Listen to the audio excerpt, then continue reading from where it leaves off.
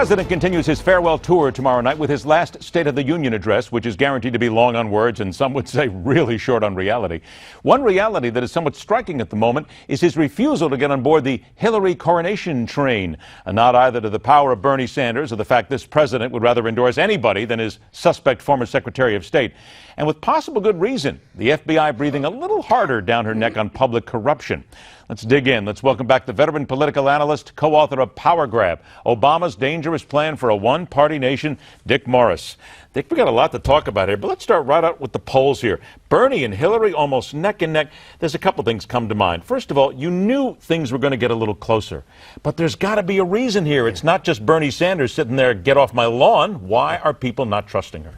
Well, I think the diagnostic clue is that if you look at the national polling that has a pretty good gender breakout, enough of each gender, Hillary has lost nothing among men in the last 3 weeks. She's lost 12 to 15 points among women. For example, Marco Rubio was losing among women by 13 points. Mm-hmm. Now he's tied. Cruz was losing among women by 11 points. Now he's 2 ahead. Trump was losing women by 26 points. Now he's only losing them by 12. But why are they turning on her? Well, that's the key question. And I think the only thing that has happened between the last polling on December 19th, roughly, and today is Bill Cosby and Clinton. The whole idea of the Cosby outing and Bill Clinton's outing and the charges about his sexual activities and the charges about Hillary's covering up for them by assaulting the victims and by terrorizing the victims. Isn't it fair to say that she has put herself into a corner that she can't get out of when she says all rape victims should be believed? Yeah. They can play that back right until November, sure, and that stands. That's the killer. Sure. I think that we have to remember 2 fundamental facts. Number one, the overwhelming base of the Democratic Party is under 35-year-old voters. Mm-hmm. Romney beat Obama in over 35 voters. The entire margin was under 35. Secondly, they don't know anything about the Bill Clinton accusations.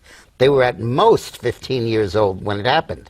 Most of them were 10 or 12 or 8 or 6, much younger. And this is all new stuff to them.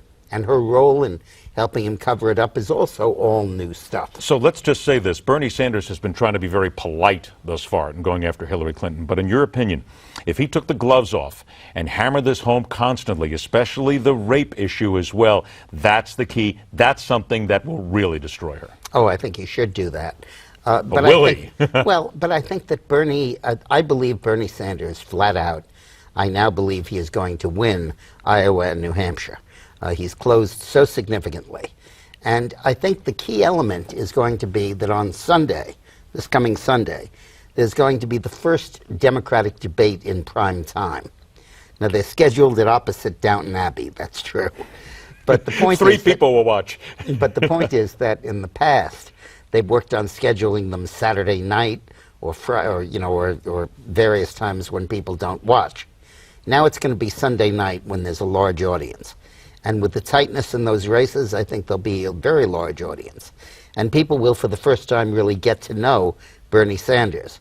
And I think that if he uses this debate to articulate all of his regular issues, banks, income inequality, privacy, all of that stuff, I think he's going to do just fine, and I think he's going to defeat Hillary in the first 2.